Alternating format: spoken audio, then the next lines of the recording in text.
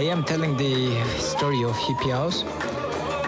I was traveling around the world. It's very long time, like 4 years I traveled around the world, and I met a guy in Switzerland. He said he have a heritage from his father, and he don't know where is it. It's in Turkey, and like if I go back to Turkey ever, that I can check it out the place. Maybe I can sell. He can give me commission. Blah blah.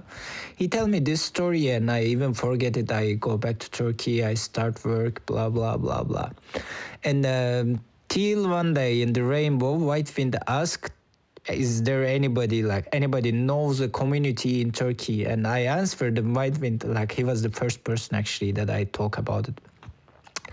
I told him like maybe we can build one. That he said how? I said like I know a place, that huge place, and it's during long time empty. So stories continue. Then after Rainbow, people go to Sufi gathering, and everybody was there. Then from the Sufi gathering, some crazy guys start to kick out people, and they call even the police and blah blah. And in this annoying situation that we met with Dandy, and everybody was looking for a place that they can go together because they want to still be together. Many people create good friendship and contacts. They don't want to just. And like I told Dandy, like there is a place that we can go all together. Somehow I believe there is lucky moments in life. And this house, like meeting with the owner of this house was one of my lucky moments, I guess, in my life. And after like continuously that meeting all these people who willing to stay together and to somehow create contact with them and to invite this house and going all together. This was another lucky moment, I guess. So it begins. I'm inviting everyone who lived in the madhouse to tell their stories in voice messages here, and then I want to make a podcast about it. So this is your invitation, and we can begin to collect our stories here, and we can have a kind of dialogue by sending voice messages, and we can listen and respond to them. And after some amount of time, when we have collected a good amount of material, I will put them on my computer and make a beautiful anyway, it cut off.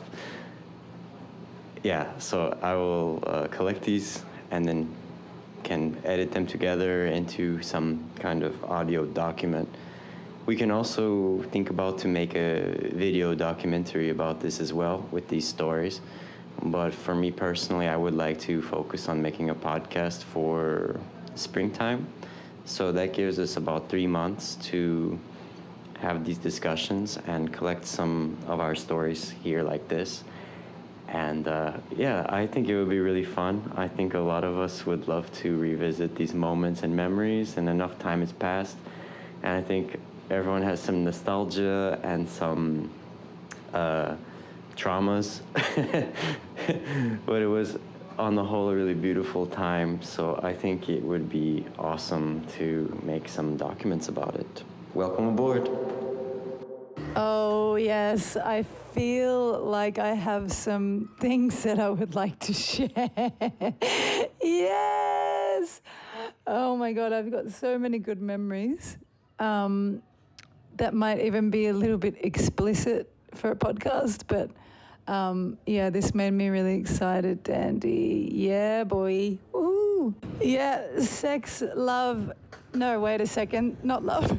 Sex, drugs, and Chorba. Memories with layers of Chorba. Mamma mia! I love you guys. Maddy, you texted at 12:12. In my time, it's 12:12. Nice. Love you. Oh, mama.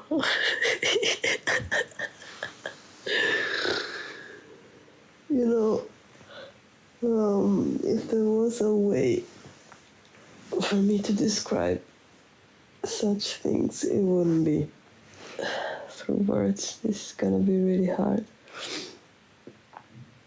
And yeah, it is going to be pretty much about sex and drugs and, well, of course, discomfort.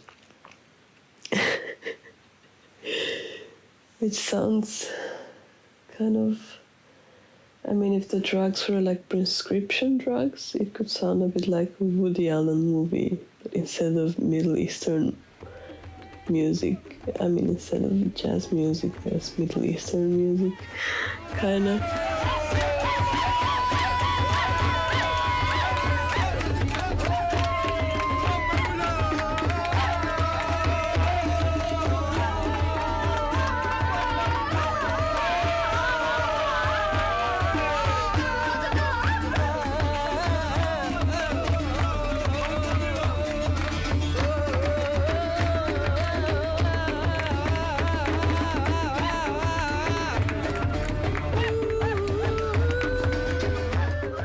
I remember how we first got the place was at the Rainbow. Halil was talking to me and other people about how he had a house, and he was like, yeah, we have a house, we can go there, we can stay there, the owner says it's fine.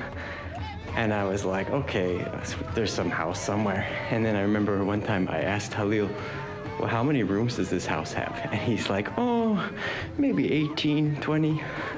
What? 18 or 20 rooms? This is a mansion. This isn't just a house, man. And that was really what got me curious to see this place. And I remember rolling in that first night. I think there was maybe 8 or 10 of us, and the police came, but we had the documents, and we began our occupation.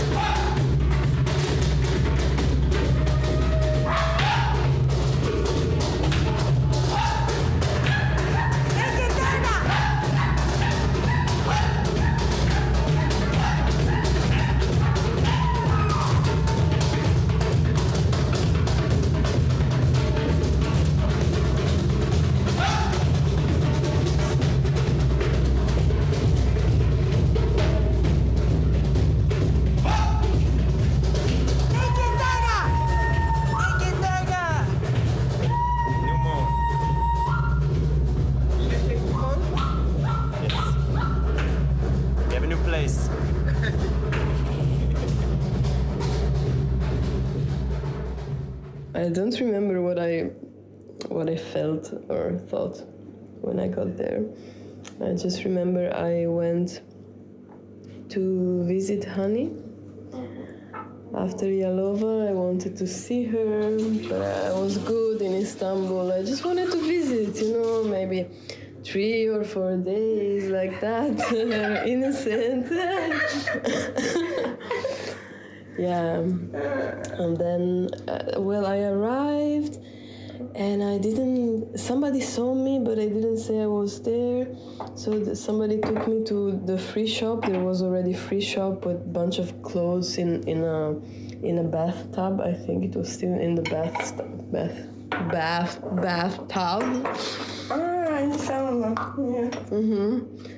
And I just put on a bunch of clothes, funky clothes, and then I appeared, and I never left.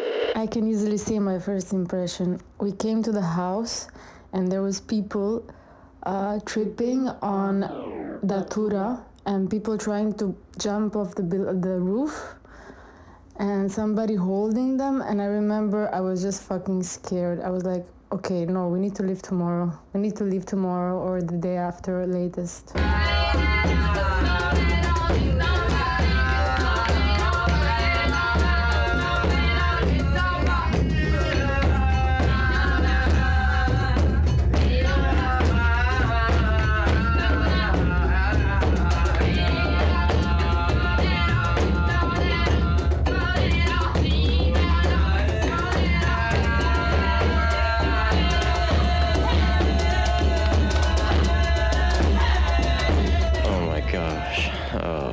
Fucking Datura. Yeah, I remember we were going down to get some recycling, going down those steps, and I saw the trees with the angel trumpets. And I said to Irene, I was like, these are very dangerous. No one should ever take this because it's a kind of really, really risky psychedelic. It's so risky. I hope no one ever takes it. And that was the stupidest thing I could have done, was to tell someone. I told someone about it. And then like literally one day later, people are making tea and losing their minds. Oh my God. Yeah, apparently warning people that they could lose their mind is very attracting them to do something. Especially if there's someone who wants to be a wizard or something like that. And then the same day that I came, I don't know which day that was, it was Dandy was also using the dangerous, very dangerous plant. Well, you know, I had to do the product safety test because I saw all these people acting like idiot zombies and almost falling off of balconies and babbling in incoherent pseudo-languages, and I felt it was my responsibility to test the lower end of the dosage spectrum. But I don't think anyone has a memory of me wandering around doing anything completely stupid during that moment. I hope not. I mean, there was other moments where I was completely stupid, wandering around, probably under the influence of my own madness from being in a house with up to 35 people without a moment of rest from the collective insanity. But I think that's what got me mostly crazy. Do you really think anybody would care about some people living 3 years ago in a house and making orgies and, okay, one orgy, and drugs like 3 years ago and being crazy? I don't know. As far as people caring about what we were doing, I remember that there was some pretty interesting news articles that came out about us in the Sakarya newspaper. What was it like? We were sun worshippers and doing all kinds of nefarious things. I don't remember what the news articles said, but I knew there was a few of them. Even on the television, someone had made a video from outside, and they had like, you could see Christina dancing, of course, through one of the windows. And yeah, there was a bunch of controversy locally about our presence. I think people didn't know what to do. And then the Hoja came, the Imam came and wanted to check out the place, and maybe they were gonna run us out of town with burning torches. Yeah, Kate, I was wondering if anyone would be interested in this story, and I feel like if you tell anything in an interesting way, it's interesting. Do you know what I mean? And this morning when I'm thinking about what could potentially incriminate you, Dandy, I'm thinking about the day that we cooked that batch of magic cookies. Unbeknownst to us, the strongest weed cookie I think I've ever eaten in my life. And then the Turkish neighbors came. And you, Dandy, were just sitting there on the couch, not able to respond. Oh my God. Just not able to say anything. Fuck me. And these Turkish aunties were just sitting there on the couch, and we were trying to keep it together, but it just wasn't happening. The team paranoia attack. I would say most of the things that I would share are potentially incriminating, but not in a bad way. More like incriminating for our characters. So these Turkish aunties in the couch, there was only 3 of us left who were actually awake, like who were actually in the lounge room by that point.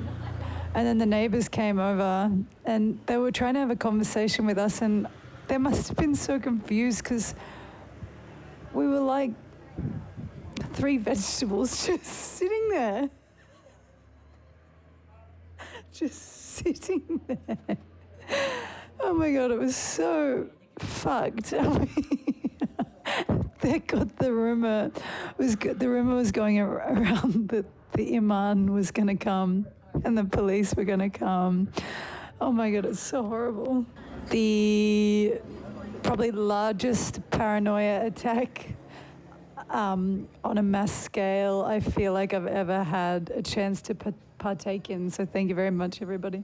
I remember those cookies. I took a very good dose. I was so good, you know. I was tripping like very nice, and then suddenly I had to take care of like 10 people who started behaving like monkeys and shaking and falling on the floor, and the neighbors, and like I think only me, Naya, and was Joanna there then? Like only me and Naya were kind of normal, and I was the only one with the neighbors. Then this head was falling, and I was trying to say like, he's very tired, you know, he worked all day, and they were just looking at me very strangely.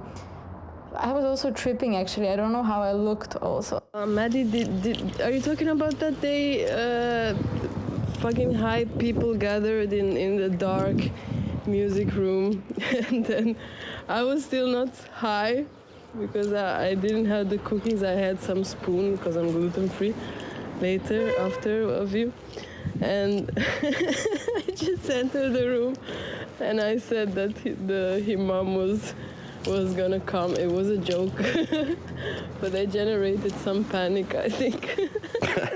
Oh my god, that time.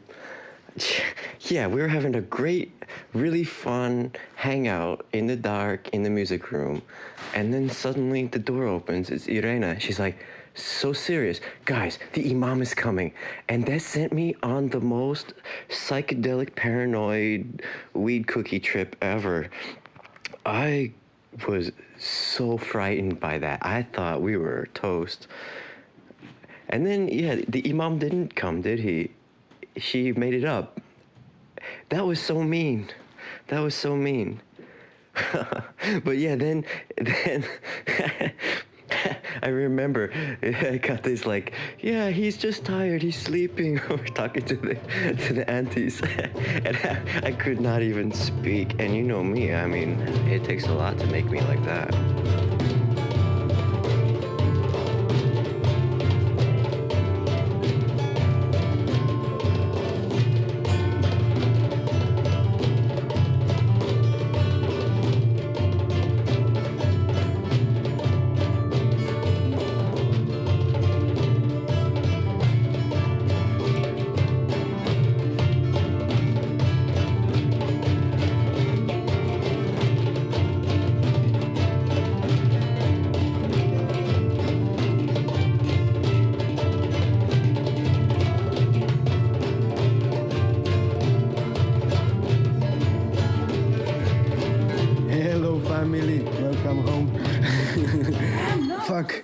No, that was the baby doing things. I'm so happy to hear you again, and thanks, Dandi, for doing this recap of these remarkable experiences that we all have lived in Sakarya, Turkey. So I'm gonna also contribute a bit and leave you some audios here. So the arrival I remember quite well actually. We came, it was this autumn time, and it was good weather, and it was pretty welcoming atmosphere, giant house, looking good, very curious people. I remember Dandi was one of the first one I was speaking to, and then there was this food circle. We sang some songs, it was cool.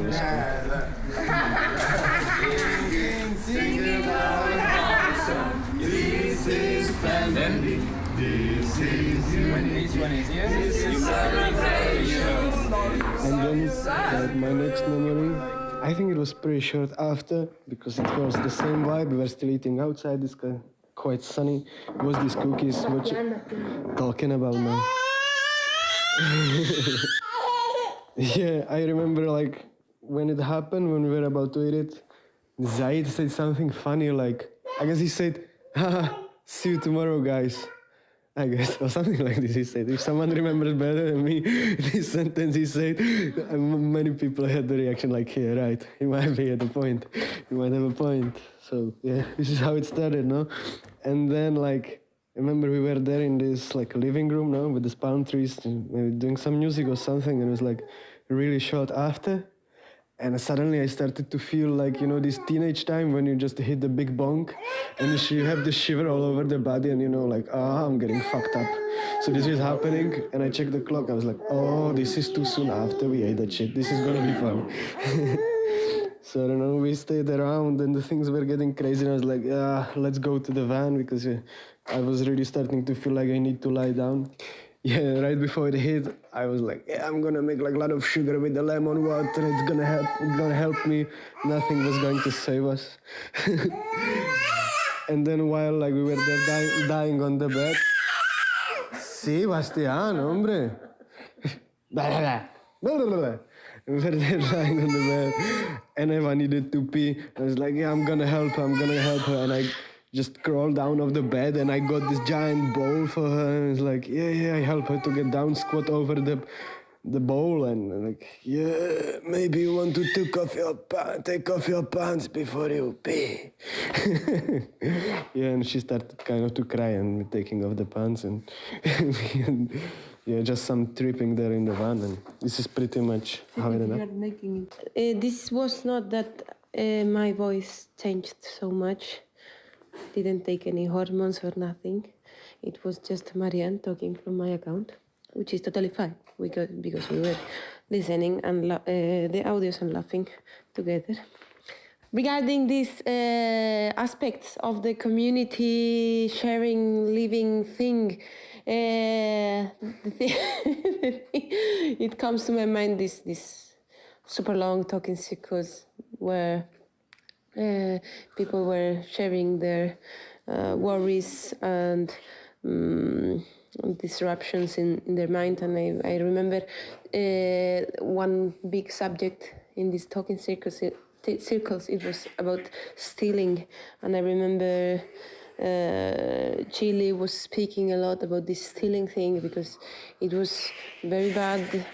That people were taking other people's slippers and stuff, and he made a big campaign against stealing, which it's great because it's very bad that disappear the things. And he wrote big in the walls, "Don't steal," and talking people around, don't take the things, or that they are not yours because, well, and then. Episode 2 of this story, Irene asking in some food circle for a ring that she was emotionally attached to, and she didn't. Yeah, yellow plastic ring, because I love it. Because it comes, it brings me nice feelings, etc. So she was worried about this ring. I'm very concerned about the place where it was. And the third episode of this story, I think many people know, but I will refresh it. So we were in the kitchen and I was there, Irene was there, Chile was there, and some other people were there. And what happened? I hear, "Ring stealer, ring stealer." And it's Irene pointing Chile, and he had the proof of the crime in his pinky. And she said, You stole my ring. You have it in your pinky." And he slowly looks at his finger. And he says, "Oh, this is not a ring. It's just a circle." Okay, this was great. And the lesson from this can be, and you can apply it to the whole thing that happened in that house and in the whole life and in the whole existence in the universe and whatever. Because if you bring some particular happening in the life to the abstraction, you get rid of any blame, any guilt, any nothing. So you can abstract everything you do, and I think it will be fine for your lives. Oh man, Eva, that story is great. Yeah, you know how many times I think I was just the same way. I remember one time I was so frustrated because I was always going busking and trying to make the group to go busking to get money to pay for the gas or to pay for electric or whatever it was, and people wouldn't want to, and I would be grumpy about that. I remember one time coming back from busking and putting like, I don't know how much money, you know, like €5 worth of Turkish lira or something into the magic jar of food. And I said, this is only going to be used for important stuff. No one touched this. No one used this. And then Christina went and bought like some bananas, and we were having a nice barbecue outside, and Christina brought the bananas, and I was so angry. I was like, fuck you, Christina, give her the middle finger. You didn't listen to what I said. We didn't talk about what to get. And it was like, she just got some bananas, you know, for our barbecue party. There was nothing wrong with that, but I was so pissed off. I think it ruined it for me. And then some people came to visit, and I was just so angry. I couldn't even be hospitable to the friends I invited. Man, it's like a pressure cooker though, isn't it? It's like when you're all piled in there and it's really, everyone's jostling each other. It's different at the Rainbow when you have lots of space. It's not the end of the story. I remember you were telling me like 2 years ago in Istanbul that when you tried that banana chocolate pudding, you was like, oh, you were feeling so guilty that you were mad on me. And that's because I made it for everyone and it was so tasty. It's true. It was such a nice banana pudding, and I was just, that's just the state of my mental health at that point. I don't really have an excuse, but isn't it something how when you don't, it's like you even just like beautiful things you can look at with such a horrible feeling if you're not feeling right inside. I really like, that house really did make me mad. I don't know why you guys decided to call it the Madhouse. I wanted to call it the Magic House or anything, but the Madhouse, it was like, kind of like cursed us to become a bit crazy, don't you think? That suddenly everyone just like, I think a lot of people had a breakdown there. I'm not the only one. I'm pretty sure there's some other breakdowns that occurred at that place. And when I caught his knee on a bended knee, surrendered to the alternating light and love, reflection of the one surrounding me with love, I sense your presence, within and without, above and below, east, west, north and south, I sense your presence. I sense your presence. Blessed we are to dance on this ground with the rhythm of saints, carolers, sound. We hold a prayer for the earth, for the ones yet to come. May you walk in beauty and remember your song.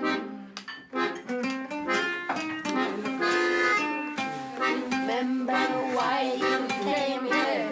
Remember your life sacred heart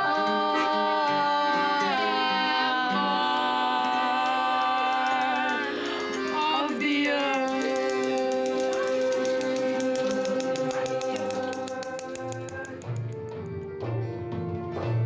I think the topic of recycling really gets to the heart of how we were able to fit so many people in that house. No one had a job. We barely had any money, and somehow we were all eating really good food. I think some of the best meals I ever had were cooked on that gas stove or on the little wood soba that we had in the kitchen. It was amazing. We had so much food every day, at least twice. I think,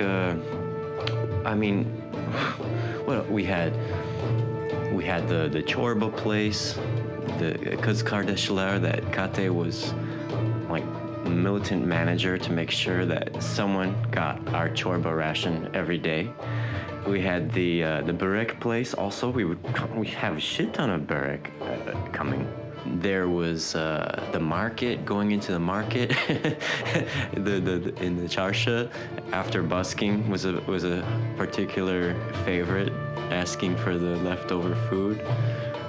And not to mention all the stuff. I mean, I remember how empty that house was when we came. There was nothing. There wasn't even furnishings or there wasn't even like, what do you call it?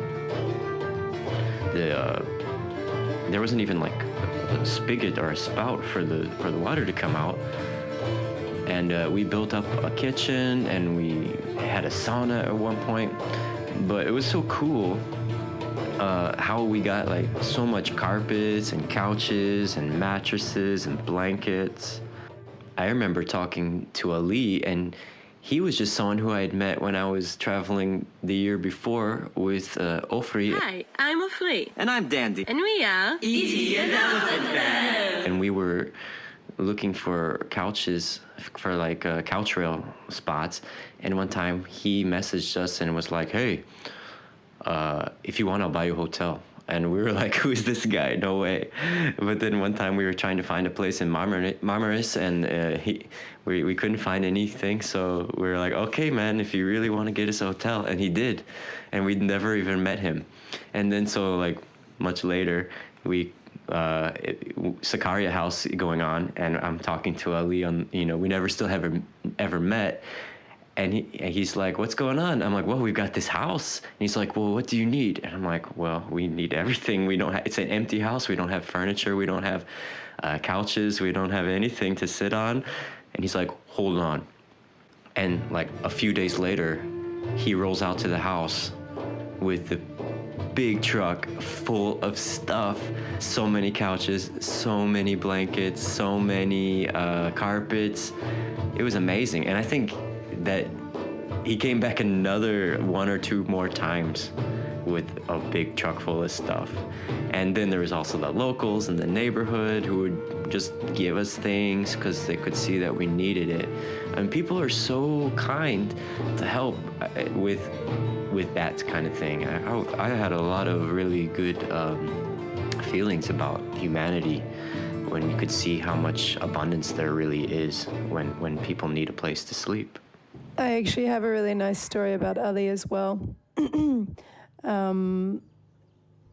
I, we'd spoken a little bit, but barely, And then one day I was quite sick. And then, a cake got delivered to the house. And it was from Ali.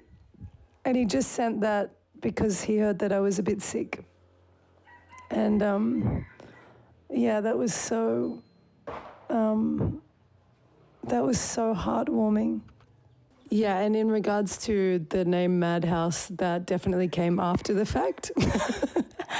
I think that name was born one day when it was after 4 a.m. as usual, and Irene tattooed that on herself. Is that right? What I'm also understanding now is basically this house became sort of like a reality TV show / pressure cooker because I feel like we didn't have that much contact with the outside world. What the fuck, family? What the fuck, family? Bring the instruments! I mean, effectively, you have a bunch of misfits living in the most conservative town on the west coast of Turkey. And I think that was a really big contributing contributing factor. Something else that comes to mind is like the fact that that place was heaven when I felt like I was there temporarily. But as soon as I felt like I was a resident, I started to act a bit different, like, which I feel is a really interesting reflection of like, for example, when I was just temporarily there, going to leave next week, I really didn't care.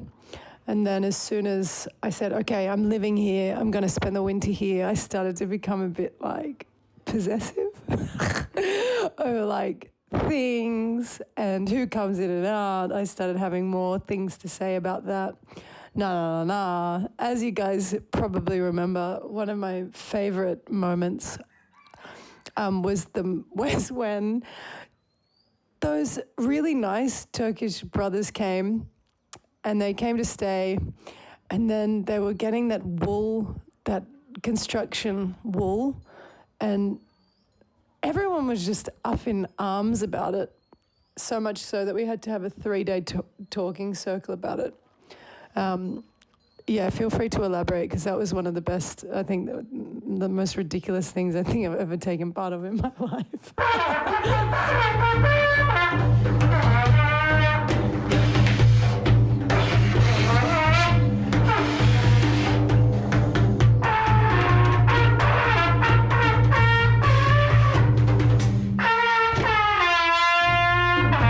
Okay, so as my memory serves, not so well, so probably going to need help. So those guys came, they were doing something we didn't like, that was using building material to sleep on or something, and bringing a more, I don't know, was it a squatty vibe?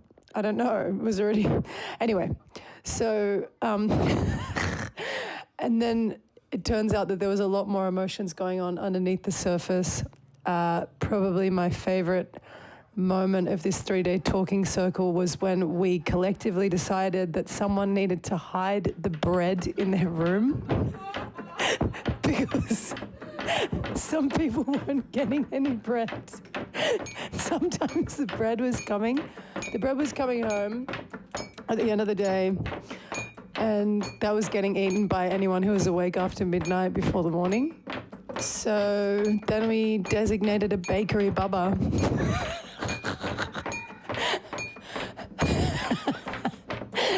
But I think the first bakery baba started eating the bread and then giving it to their close friends, if I remember correctly. And I think in the end we had to keep the bread in Irene's room because she's gluten-free. I don't know.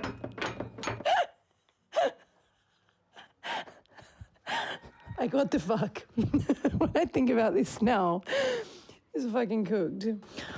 And I'm also, Dandy, I'm not sure about what you said about eating the best that you've ever eaten in your life, because if my memory serves, I basically ate lentil soup every single day for like 3 months, and that's it.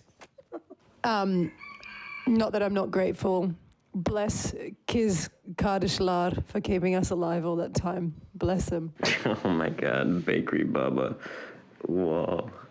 I remember that talking circle. It was a talking circle to train us how to have a talking circle. And every time it was like, please, respect the talking circle. No one could do it. Talking circle format is like, well, I can see the value of it, but when people are in an emotional state, it's really difficult to get them to follow it.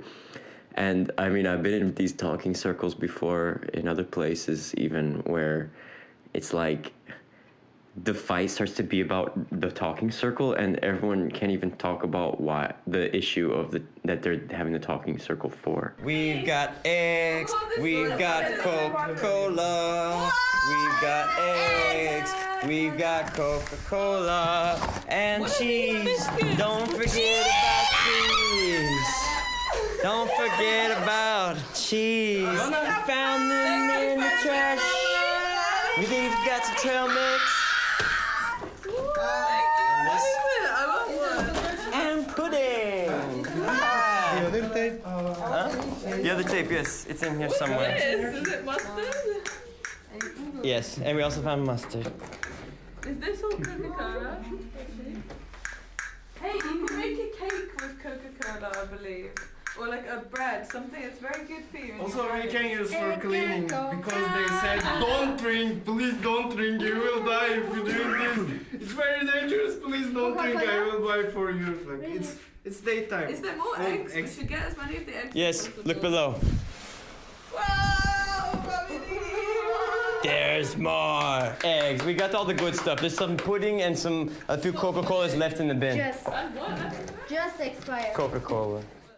I mean, as far as the food goes, I think it was really delicious because it was free and it was made by family and it was just like comforting. It was comforting to eat the food, and we had a lot of good fresh vegetables and the bakery stuff, of course. As as you said, Maddy, the bakery stuff was so popular. We needed to have a guardian. We needed a guardian for it.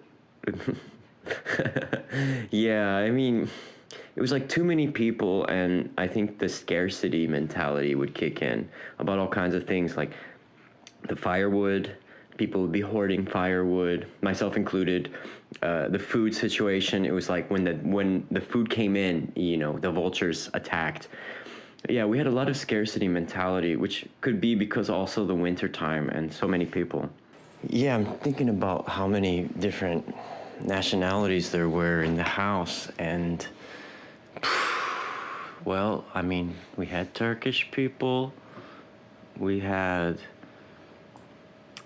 Iranian people, Russian people, Ukraine, Macedonian, we had Belarusian people, English, we had South African, Italian people, Kurdish, Spanish people, German, French people, Italian, Georgian people, USA, Finnish, Australia, Morocco, Czech, Syrian, Jordanian. Someone help. I also remember this dude, like he was kind of young, like 17 or something like this. I don't know, like AKA teenager. And he was messing a little bit around. Like if there was not gas, he would cook the chicken in the electric grill, like which is like thought for Burek and sandwiches, and so the chicken was not really fitting there. It was pretty funny scene. There was this. It was in these times that you would go to say something and just like change your mind because there is no way to reason. And for sure the resources management was pretty improvable.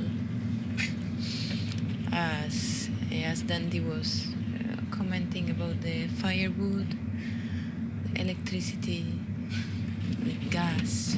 Sometimes we were just going to the kitchen and it was empty. There was no one there, and the cooker, the cooker was on. Like there was a fire on, but nothing on it. It was pretty. I don't know. It was funny, let's say. Absurd is the word. And yeah, and at the end they cut the water, and we were like filling the buckets from these drops. So yeah, great. So it was funny, this contrast between the abundance that there was in the beginning. Like everything was great regarding the the resources, and slowly as this house was developing and going crazier and crazier, like the energetic resources were like also getting crazy. It was a good way to learn to embrace this absurdity. And about the last question, Dandy, maybe if I think a little bit about it like I think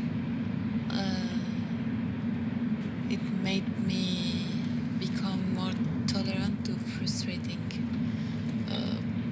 emotions or feeling, and also like trying to make the most of this frustration and anger that I could feel there, like, and try to feel amused by the things that I cannot really understand. And it kind of works. Like, I think, like today I'm not so radical and emotional about what I'm not used to.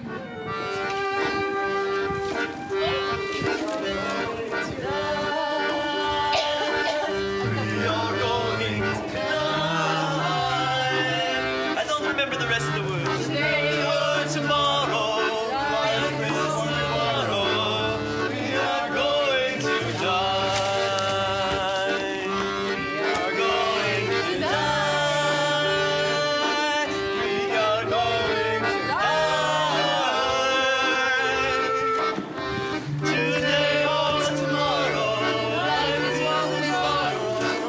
We are going to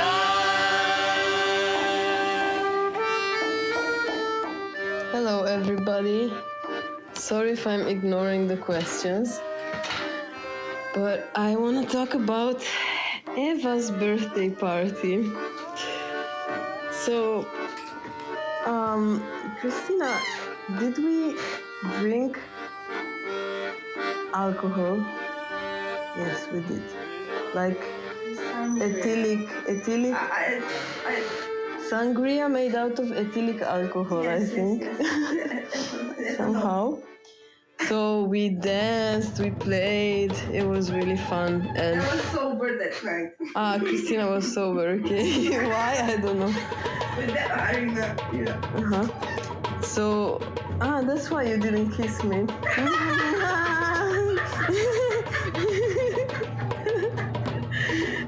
There's still time to fix that, but so we were drinking.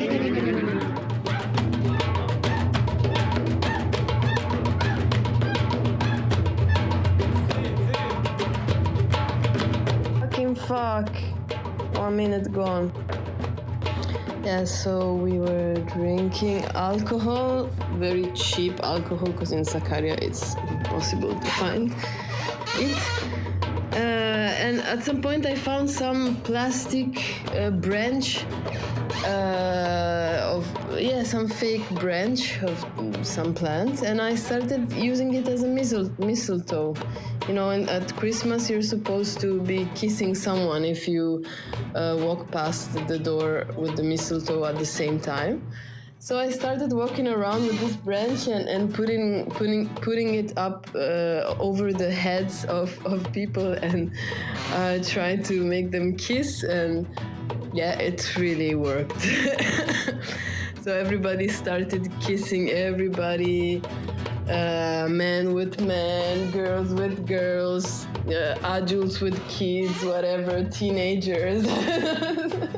And then, of course, there were some jealousy issues between some people, and then some more sexy stuff going on, some fucked up stuff I better not mention. Yeah, I think I was gone. I was gone from that party. I had left the house. Wait, I think I was in Konya. Yeah, that was like the beginning of my needing to get the hell out. I went to Konya, I remember, with Emre, we like both were like having a lot of issues about our existence in that house, and then we made a journey to Konya for Shebi Arus, which was a beautiful experience.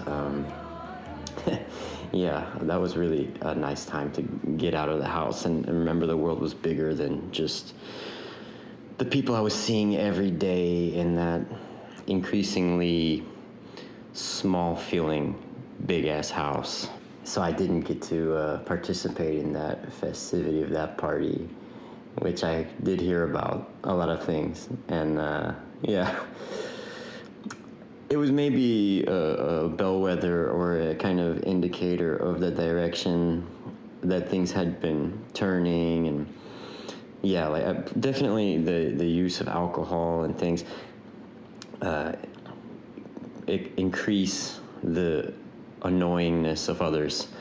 I remember when we started the house, it was really a no drugs idea. Like, we didn't want people smoking weed, we didn't want drinking, we were really pretty clear about that. And then there was kind of like weird moments when some kind of fairly microdose thing would happen, I think, but really random, and that was more acceptable to me. But I remember like having some conflict when some guys came to the house and were drinking, and there was some fighting happening because of that. So it was like a combination of alcohol and machismo, and we had talking circle about it. And I remember like being really angry, and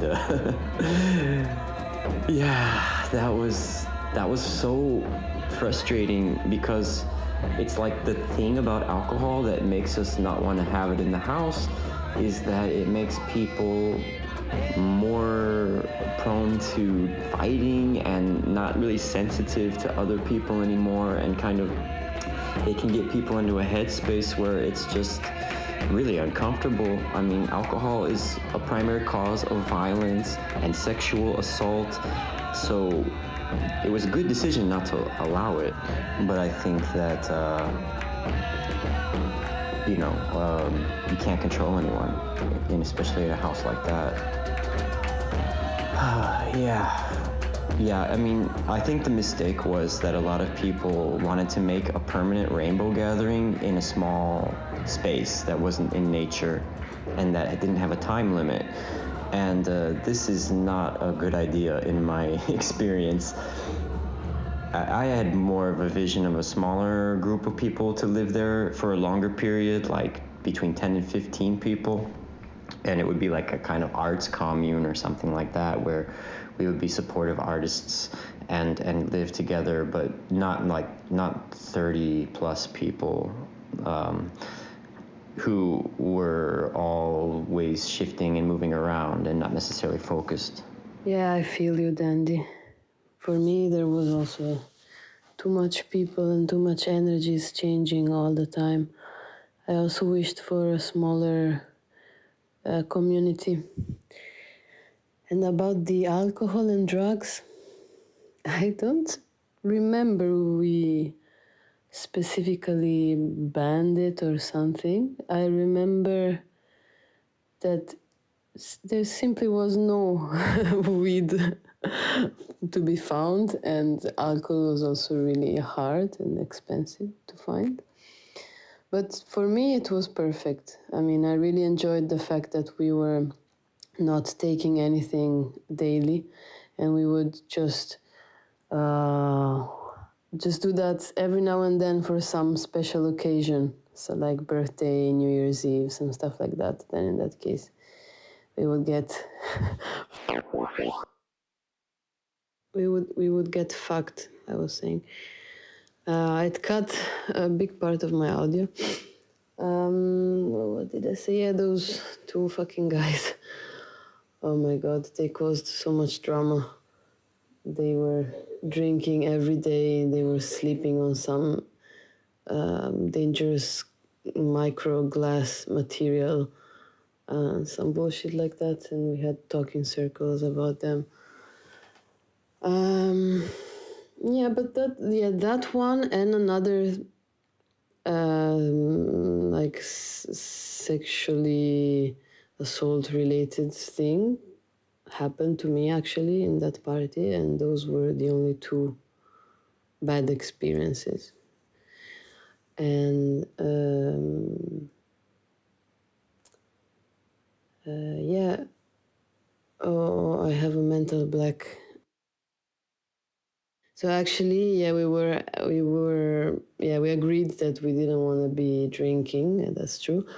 But I think we really wished for more weed to come. Oh, yeah. Sexual assault related thing, Irene. Okay, but yeah, that's that's alcohol, you know? I mean, fuck. Like, without alcohol, situations like that are so much more rare. I'm not anti-alcohol, don't get me wrong. I like to drink beers and wine and rakia and stuff. Everyone who knows me knows I like to drink sometimes.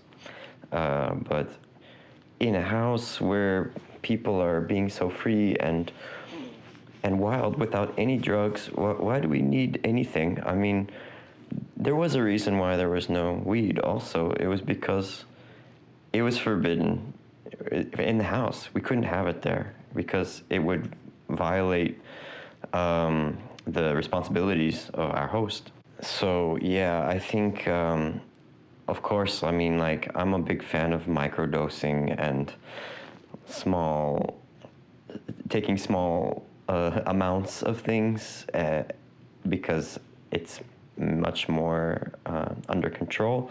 But the moment things get excessive, like drinking many milliliters of ethanol, it loses control, and people get sick, people get in fights, sexual behavior becomes a lot less reliable, because the consent issue is really strong with that. If people are drunk and they have a sexual interaction, can they really consent to that? Is it true consent? I don't know. It makes me... I don't want to be with someone who's drunk. Yeah, Dandy, you're right. I would love to speak about the house, my experience about the house, because it really changed my life somehow. Changed me as a person, maybe not changing, but, you know, helped me to grow a bit, because when you live with a lot of people, you understand how to understand, to see the things from different vision, and to accept situations and to let it go as well. What happened in the house, because I guess I stayed longer there, like at the end, in the Corona time, and I survived many stuff after all of you guys went.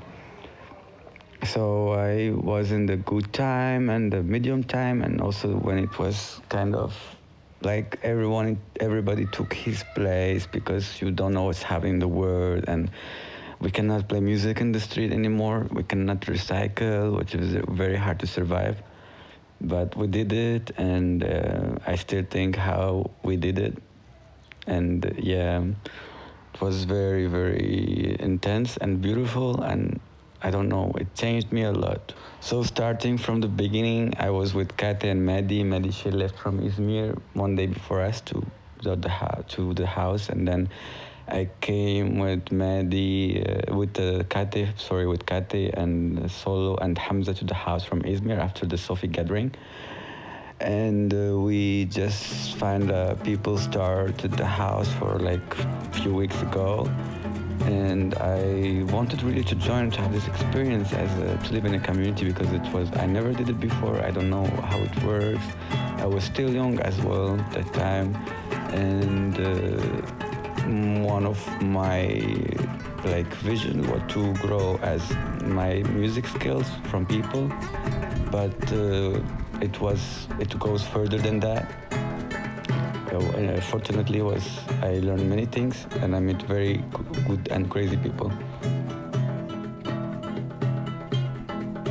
So we went there, and then, as Kathy said, we found this Datura energy there, and I didn't really care actually, to be honest, because I still wonder what is going on here, what all these rooms and all of these people here, you know, in one building. And I was happy because I had the opportunity to learn so much music with people. No, I don't say people. I would say my family, because all the people there I have really got strong contact and strong relation with them. And yeah, I didn't care at the beginning about it, and I just focused on people and music and observing and stuff like that.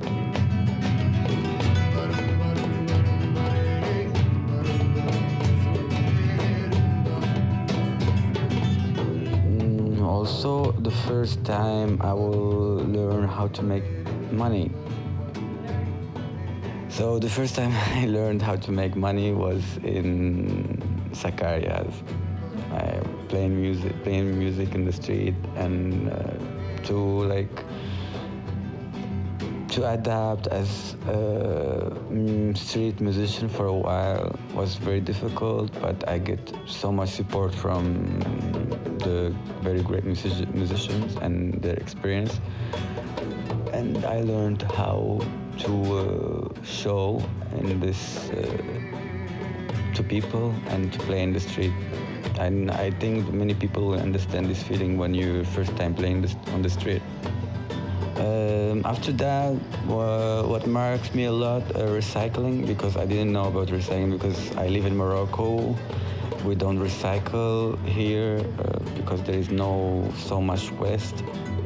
So there, first time I will start recycling and looking in the bins. Like, it took me a lot of courage to change and to start searching in the bins, because it's really crazy for me to go and eat from the bins. I had the ego, and I tried to just fight it all this time, and I managed to do it, and after it became my hobby. Yeah, crazy.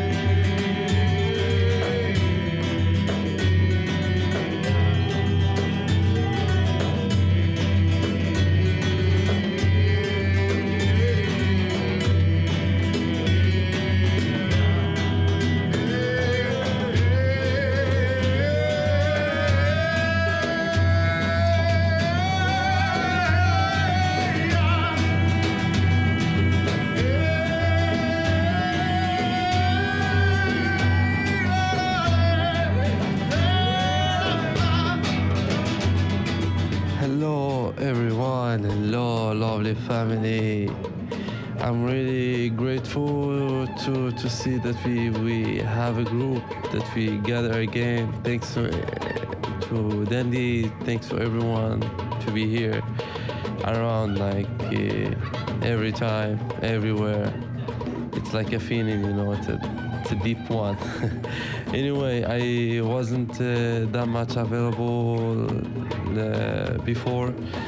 Because of work and sheer, the loop, And yeah, I'm happy to be here, and finally I'm speaking here. Yeah, I would love to have a conclusion or something like a resume about what happened, just to be on the same flow. Thank you. As well, I learned how some of the permaculture stuff with Johanna and White Wind. I help in the growing potato, strawberries, and growing food in general. Was very nice experience, and I'm so thankful because I learned that, and because it's very a huge tool to learn actually. And the huge thing to learn and the most important thing is to solve problems from the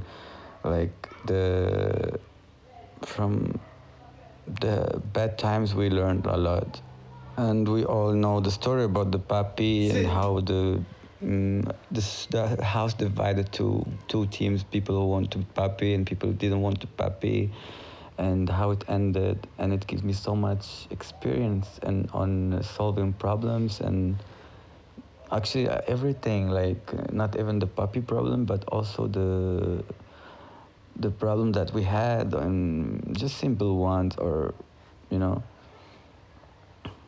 And because I was young, it marks me a lot.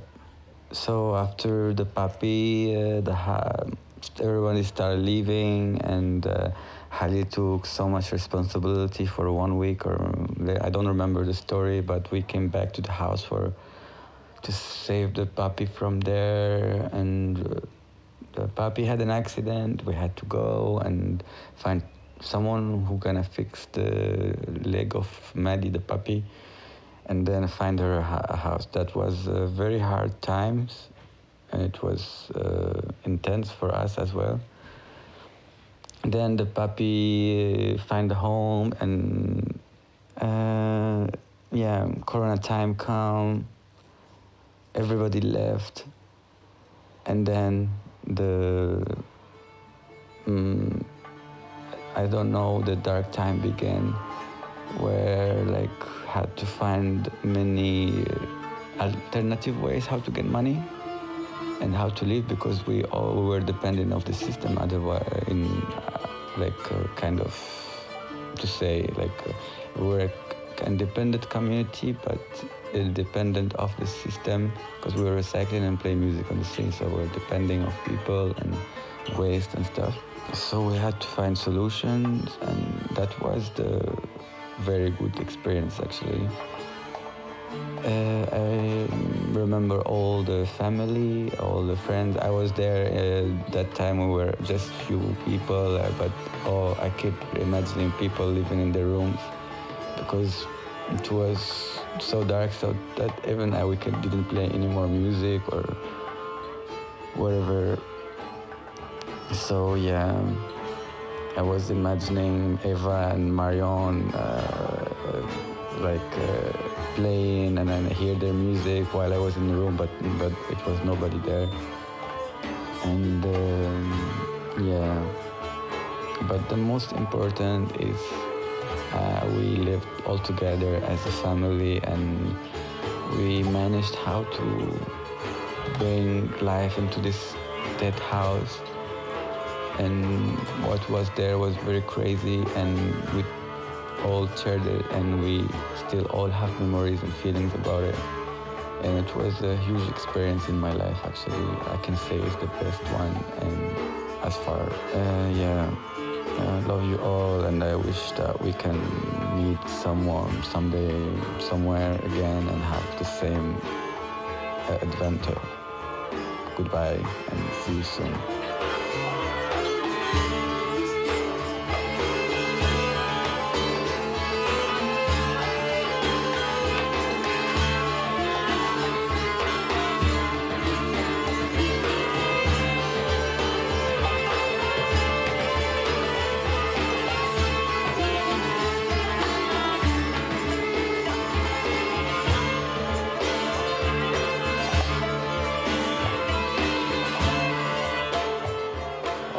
That's great. Thank you, Zaid, for sharing your story about that. You covered a lot of the different things, and I appreciate that you contributed, because it's so interesting to hear everyone's different part of the story. And in a house full of, really, we had about 30, 35 people, and sometimes. So in a house that size, I think that's really important that as many people can tell what they were experiencing, what they were observing. I've got a little dog here in the room with me right now who's making that sound. And what a growing experience. It was, but that's part of growing, isn't it? Growing is kind of painful, like when you're a little kid and your legs hurt because they're growing. Yeah, I also remember, Zaid, like how you always dressed so good. Like you were so stylish, and then you're digging in the trash like this guy with a jacket, and oops, sorry, baby. Yeah, you're like this guy with a jacket, a suit jacket, and a nice hat and pants and like a pressed shirt, coming back with food with a big smile on his face, like, look, I found something in the trash. I remember that. That it is very humbling to go through that kind of experience. For me too. I mean, I never dumpster dived. I mean, I took like things from alleyways before, furniture and stuff, but for food, I never thought about it until traveling. So it was kind of educational. But when you have so many people without money, you need to do that. But yeah, I mean, I think it was like, at the beginning, everyone was really, really excited to be there because we knew it was temporary. And then when people started to get these extended visas, then the house never emptied out. It was like, I did it, Irene did it, then suddenly everyone was starting to do it, and it was like we all stayed, and I guess we kind of outwore our own welcome, like what's the saying in Italian? My friend said there's an Italian saying that after 3 days fish stinks, and maybe even more after 3 months people stink. But this like the reason why the rainbow only lasts 1 month, it has a lot to do with people start to have history together, and they start to go crazy, and they start to make drama, and they start to really get annoyed with one another, especially the kind of people who go to Rainbow who are so free and don't like to be told what to do and don't like to be organized in any way. So yeah, that's kind of yeah, so the blessing is a curse.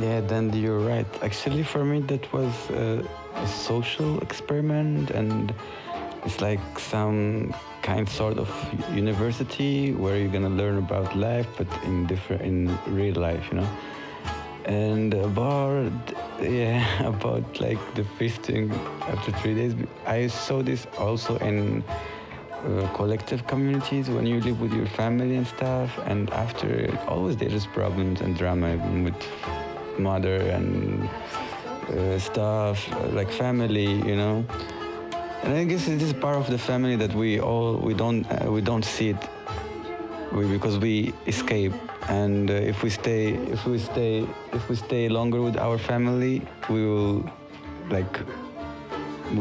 live it, we'll experience it. So yeah, it was a social experiment, and that's different things. Yeah, exactly. I mean, that's how the power of it, because it's like, if it's just random people and you have this kind of extreme feeling of I need to get away from you, you probably don't even ever want to see them again. But when you have this family relationship, it's like you can trust that just because you want to get away from people doesn't mean that you hate them. It just means you had enough for now. But then you come back and you hug and you missed one another again. So when you become family with someone, you know exactly that even if you can't stand each other, you still love each other, and you can come back and still have a hug after all of that, which I think is a really beautiful thing to experience. Yeah, that's true. That's true.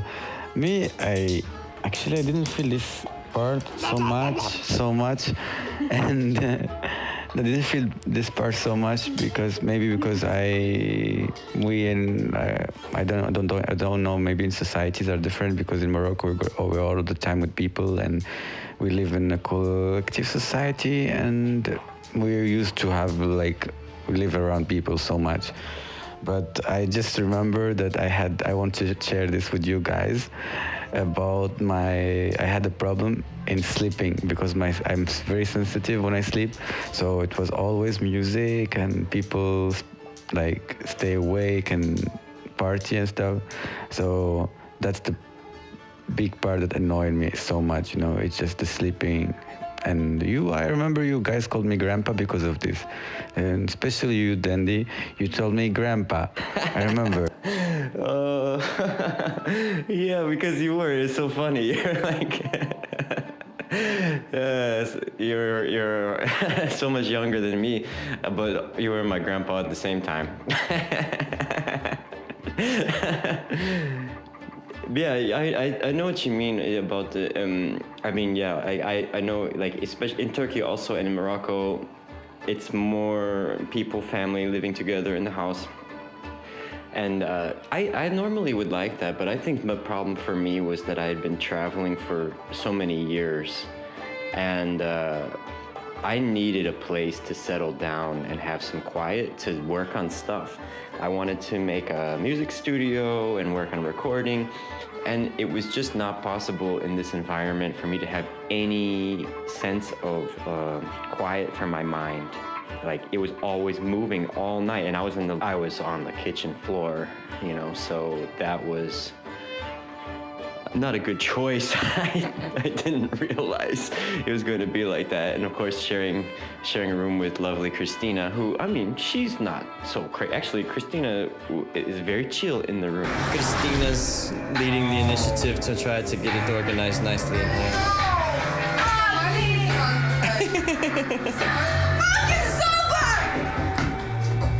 I like that.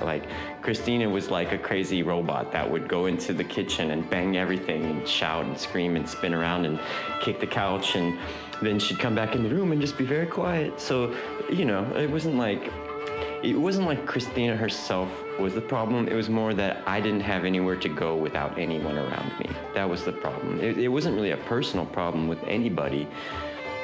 The problem was more that after years of traveling and always being a guest somewhere, always staying in other people's houses or in a hostel or in a rainbow with so many people, that I just got to my breaking point. And yeah, you see what happened to me. I lived in Albania and I basically lived alone after the rainbow, I think I was living alone for 6 months. Welcome to beautiful southern Albania. Let me show you my house.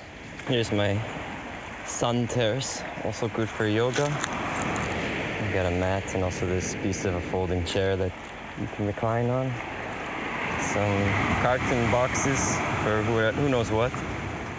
And some firewood, some building construction materials, a salvaged table. I dumpster dived these sprouting potatoes, maybe I'll plant them.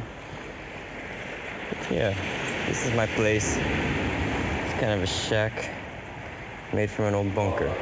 I barely spoke to anyone, so it started to add up. It really accumulated for me. So now I realize, after that experience, that really to live in a community with people, everyone needs to have their own space, and there needs to be quiet times and things like that where people can rest. And there need to be more agreements. It's really difficult for just a bunch of random people to show up somewhere and start living together in a close environment without making a lot more agreements and discussions about the policy that they're going to agree for sharing the space together.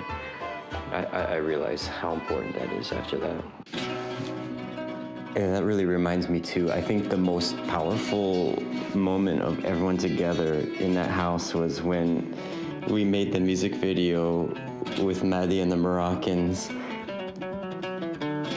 We were like little children putting on some amazing concert in the basement for ourselves. It was so cool. Yeah, that was like, I think that was why everyone decided to stay. we were so happy with that moment. We felt like we were all together and we were doing some amazing music and working as a unit, and we had all of this energy. So then suddenly everyone's thinking, I'm gonna stay longer.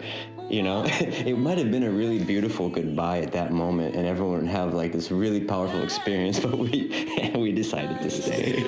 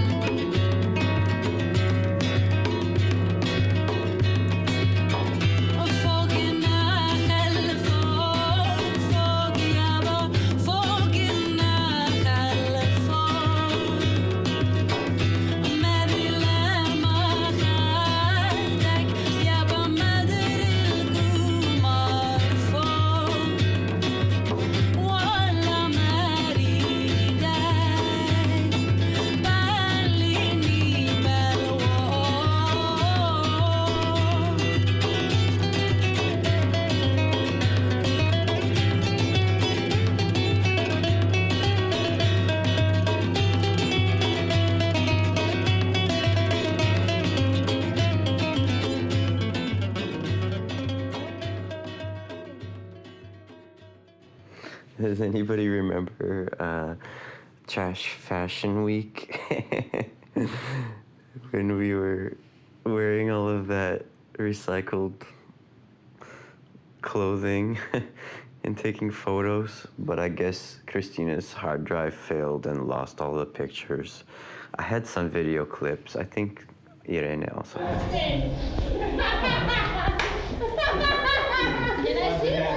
That was a good one. Or what about the music? There was so much cool music. I mean, sometimes it all started to sound the same. Like some drum, some hang drum, some kind of djembe or frame drum, pulse, and some Hijaz melody just going for 5 hours. Yeah. That was funny. It was like, yeah, it would just be like this pulsing drone of music for hours at a time. But there were some really cool moments. I mean, a lot of great musicians coming into the house.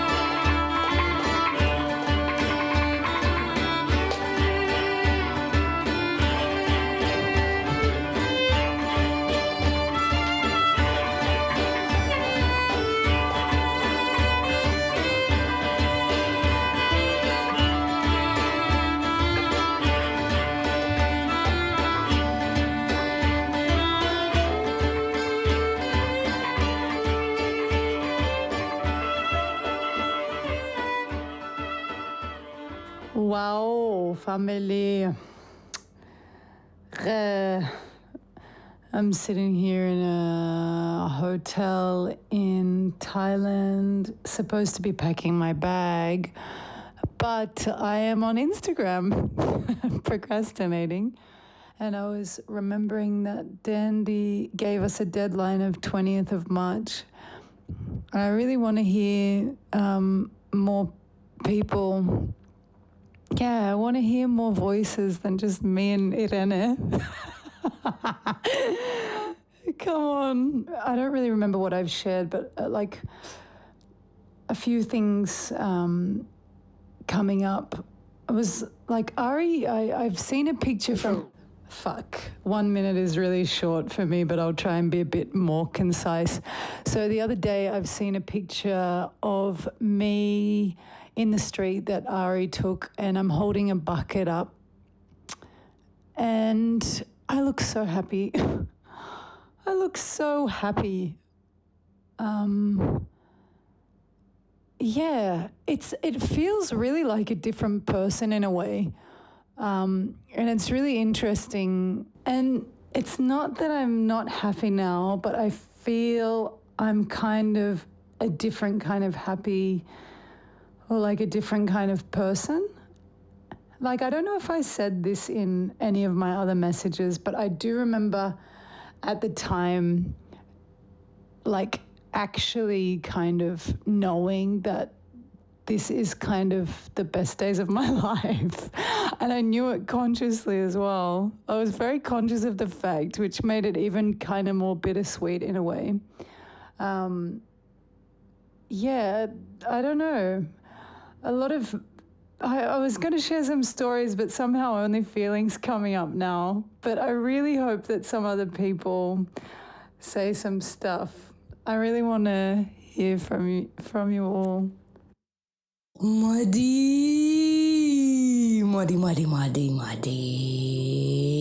Good morning, family. Good morning. Oh, I'm so fucking love you all. Really, really, from the bottom of my heart, I love you all. We're always together, you know. We're always together. Doesn't matter where we are now. That I'm just sitting and sipping my coffee and listening some piano music, but I love you all. I posted a photo on Facebook a long time ago of the kitchen. I had like a film camera, and I'm just going to share the caption in a voice message. So it's Turkey. 1001 very late nights spent in this kitchen, giggling, singing, screaming, cooking, dancing, complaining, enjoying the madness, circling, hugging, falling in love, arguing, making stories, Russian techno parties, ethanol punch parties, magic pasta parties, and hating everything and loving everything and back again and just being fucking alive. Thank you. 1717 family. Morning. Wow, nice to see some activity and hear your voices. That was a really beautiful encapsulation, Maddy, about with the quote. And I'm curious what people did after. Did anyone go on to live in another community, or did you live in a community before? I'm curious about people's experiences and comparisons and contrasts with living in the madhouse and with living in other environments with groups of people. I'm gonna try, but not today. Yeah, we're wrapping things up. It's wow. I mean, listening back on all of these comments and also the sound clips that I found from various videos and from audio recordings. It's a really interesting story, but I can say that there are so many other things that we didn't even talk about Like, we didn't talk about the cafe that we used to go for Wi-Fi that was so generous to us at first, and then later really didn't like us to be there. We didn't talk about, we didn't even talk about like Sevgi and the Burek shop that we first went to. And of course there are so many more voices that I would have loved to hear from that for whatever reason didn't feel like contributing for this episode. But it's possible to do more about this topic in another time. I feel really good about what I've got so far, so for me it could be finished, but I know that for everyone who didn't have a chance, I want to give them a little bit more time if they want to say some final things or some story that I forgot about, something that was important to them. Well, I can say that I never pooped in the madhouse. I always pooped in the Maltepe Park toilet. Oh, I love those toilets. And the breakfast, we were table diving, and your Duolingo lessons, because we only had internet connection there. Yeah, that was a great toilet. Also, I remember, I mean, that was such a thing, wasn't it? Like, the first time a few of us go by that cafe in the park, the managers waving us in and feeding us, like giving us food for free, and we feel so welcomed. And then we just start going there, and of course hippies without money are just going into this place, putting their feet up on the tables, staying for 2 hours on the Wi-Fi without buying a single thing. And after a certain point, the manager wouldn't even look at me. I think he regretted his hospitality. It was like inviting a vampire into your house. But yeah, the toilets were awesome. And the younger staff were also really cool. Like, they were really friendly. They didn't care. It was only the manager. He didn't like it. But the other people who worked there, they were friendly, and they would even help to do the recycling of food. We even did a birthday party there. I remember we got invited to play music for some young girl's birthday, and then we got to take all the leftovers. Yeah, table diving there was pretty great. When there would be a huge meal, someone would know, someone who was pooping would know, and then it was usually you, actually, Irene. Be like, hey, there's food, there's gonna be food today, and we would go and take so much back. Oh yeah, that was a good memory. Yeah, the birthday party. Basically, this teenager, she saw us busking, and she fell in love with us, probably told about us to her family, and then I think the dad maybe contacted some of us, maybe you, Dandy, and asked us to make a surprise for her birthday. And so we went to, she was some girl from the neighborhood, so it was just nearby, and we played music under her balcony, I think, in the street, and then we all went to the Maltepe Park, and we were dancing together with her and her family, and playing music and dancing. It was pretty cool, yeah. Oh yeah,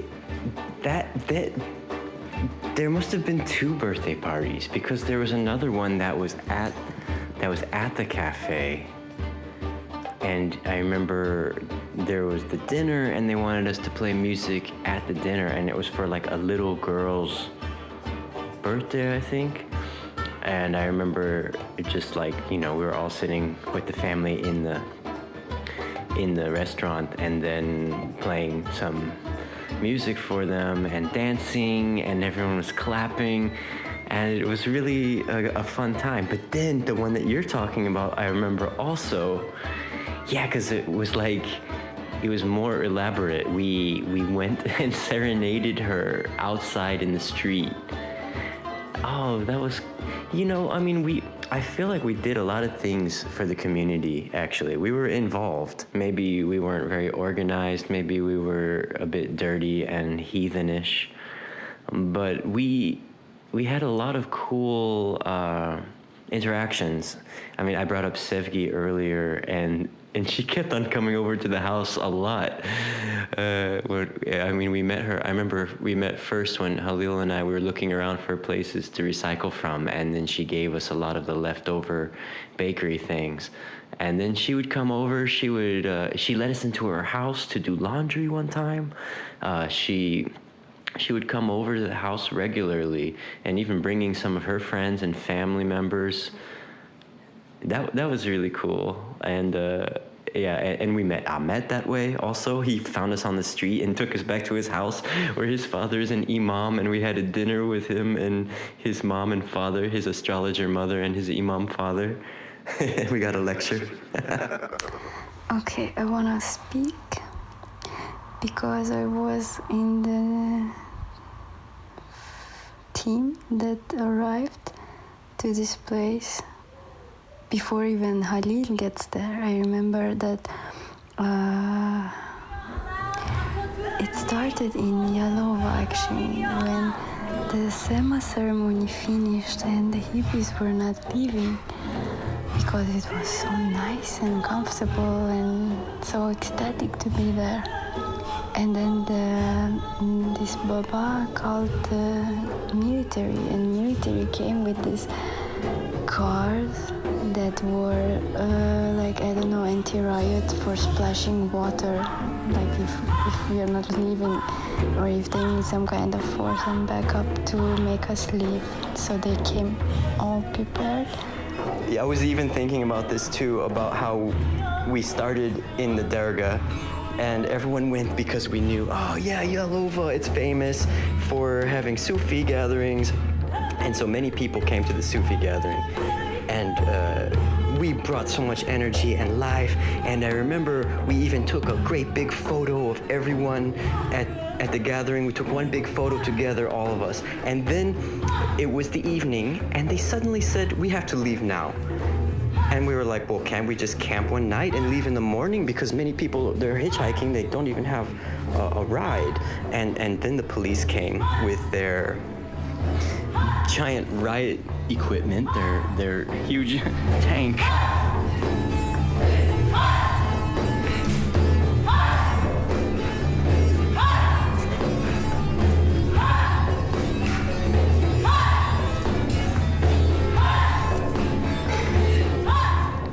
Yeah, they came with this giant armored vehicle and forced us to leave in the evening when the growing dark was coming. And it was the most un-Sufi thing I could think of. Like, I know that Uruç Güvenç, who was the founder of Tumata, and he basically was the main Baba of that gathering. Passed away in 2017. Peace be upon him. He would be so appalled at the behavior that would take people who came and participated in Sema and to kick them out when the night was coming. I mean, wow, that is the most un-Sufi thing that I can think of someone to do. So yeah, unfortunately, that happened.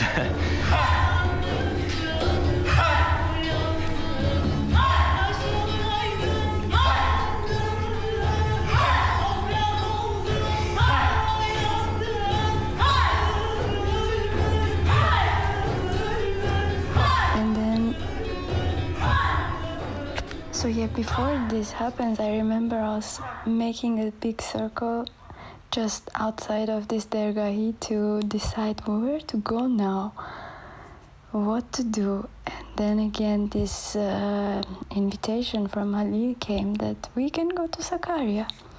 And then we were like, yeah, let's go. So I went with Catalan family with their van, and we just like took as much as people as we could. I remember we couldn't even fit Halil inside, and he was like, oh, okay, you go and then I come. So we arrived before he arrives, and we arrived in the night. It was dark. We couldn't believe that it's the place or no, we were not sure. So we went inside, and maybe 10 minutes maximum later, police arrived because neighbors called the police because this place seemed to be a place for junkies and homeless people to hang out. So they were kind of freaked out, like a group of people just arrived and went inside the house. And they were watching us, and then right away they called the police. So police came, and at the same time Halil arrived. So it was okay because Halil had this paper of legal rent, and we were like maybe 10 people, maybe 12, and we all were from different countries. And then they checked all our passports, and they were surprised, like, what is this international group of weird-looking people doing here?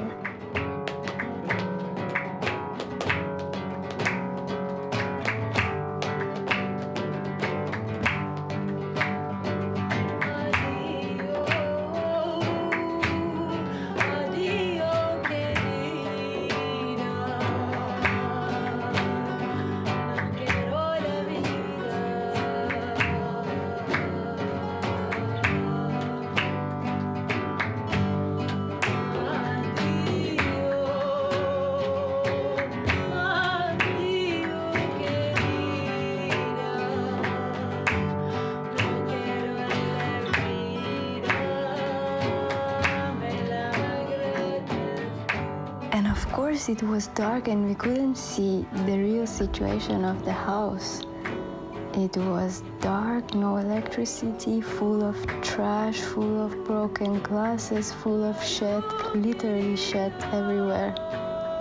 Because it was hard for junkies to reach to some toilet, and the toilets were not working. I remember that the story about toilet in cafe reminded me that yeah, the toilets were not working. That's why we were going to this cafe for toilet every day. I even remember me and Christina taking shower there because it was so dirty. So the next morning when the light came, we just saw the mess in the house, and we started to clean. All this trash, all these bottles of beers and glasses, dust, everything. We started to fix things. And so many rooms had no windows because of the broken glasses.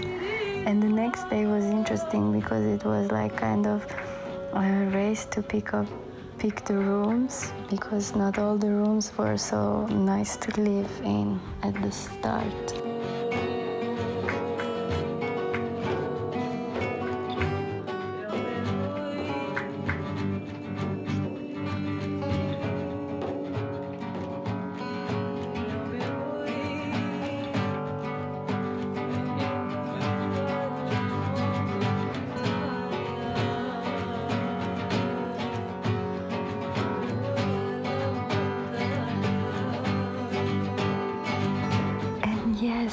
I remember that it was like 1 week or 10 days, and actually in the maybe third day we could manage to, maybe first day, I'm not sure, but first we managed to bring electricity to the first floor, and there was no running water, there was no working toilet, and yeah, so we were like in this place which is full of dirt and dust and everything, and it was like, oh my god. So yeah, I remember that somehow we met Sevgi, and she saw how desperate we were for a shower, and she invited us all to her house to take shower, and we were just taking turns. Actually, I remember that there was an invitation to Turkish hammam, and me and Dandy and some other people, we just missed it because we were late to reach downstairs to get to the delivery car, and that's why we were so dirty. And then when Sevgi invited us to her house, it was like, for me, it was like the best thing, because I was so dirty. I needed to take shower so desperately. Yeah, I don't remember about shower stories, but I can play one song, my song.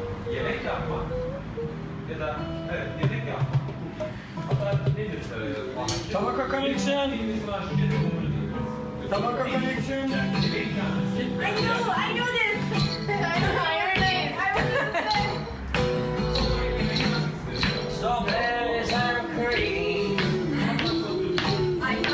It's the best thing I ever tasted.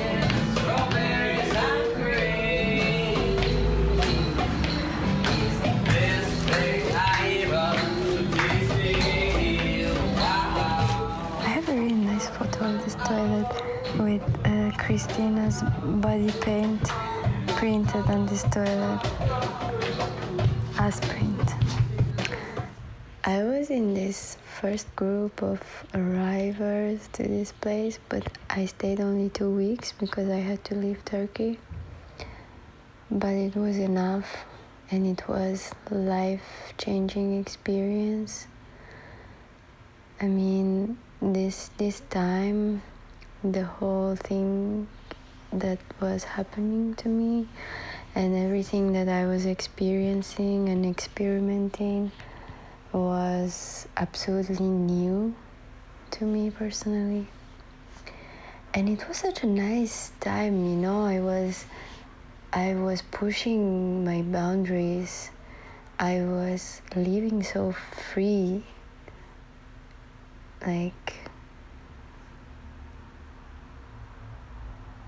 Free. Also, I was creative.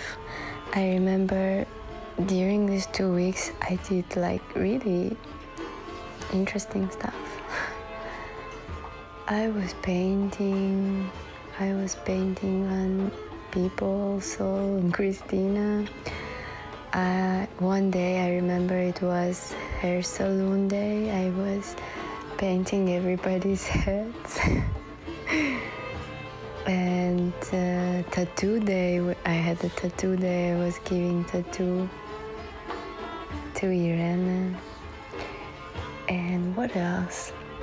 I remember I was even first day when we were having this serious circles, I was even trying to draw the plan of this place to see what potentials it has and what we can add. But this experience is so rich, is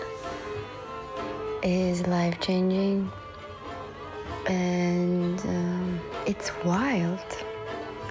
And yeah, I'm happy I was part of it, even though I missed all these big parties and stuff that later happened. But for me, it was enough. And yeah, so many things happened even just in 2 weeks. Yeah.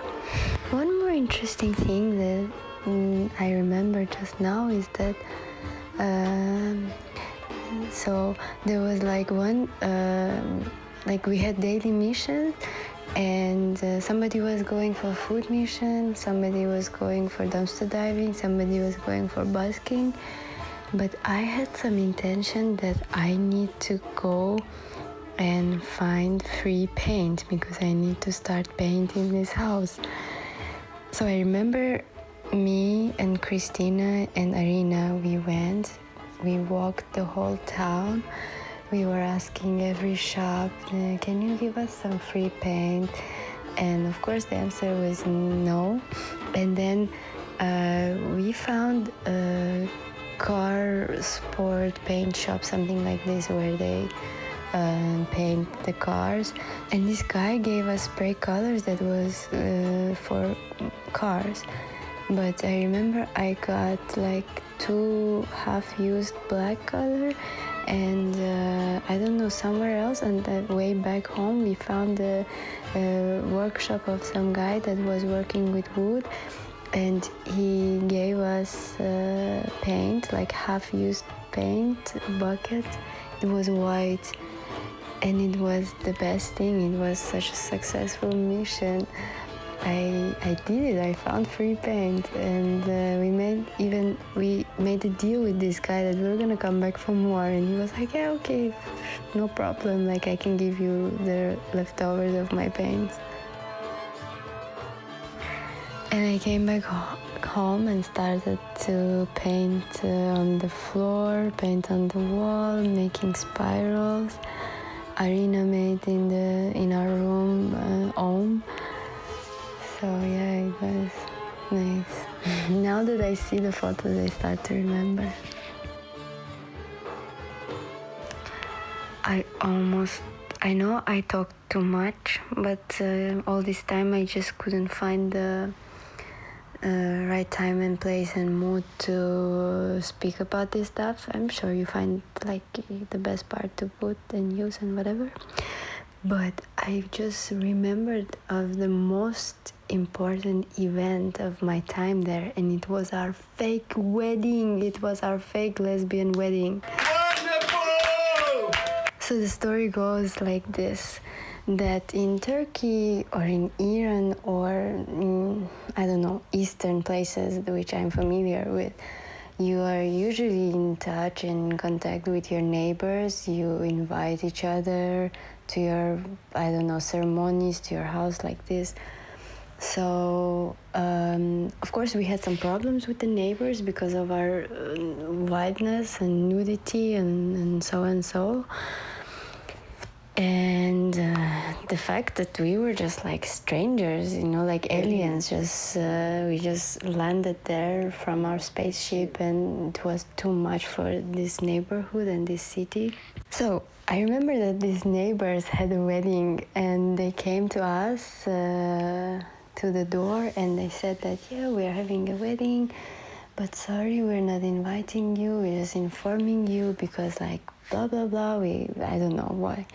So Halil, or maybe some other Turkish family, they told us about this, and we were like, why? They have a wedding, they have a party and not inviting us? Why? What the fuck?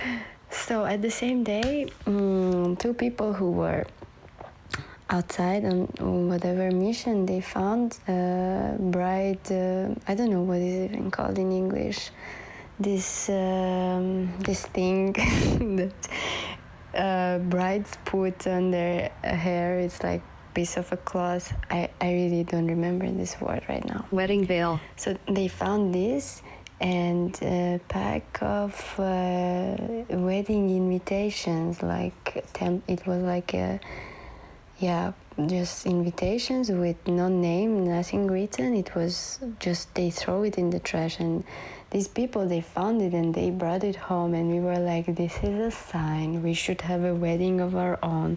So what, the neighbor doesn't invite us, so what, we can have our own wedding. And who wants to marry? And me and Christina, we were ready for this, so we decided that we will have to be more breaking the rules, to be more, I don't know, just to be more whatever. We want to have even lesbian, not a normal wedding. We have a lesbian wedding. Father Spirit, thank you. Oh God, thank you.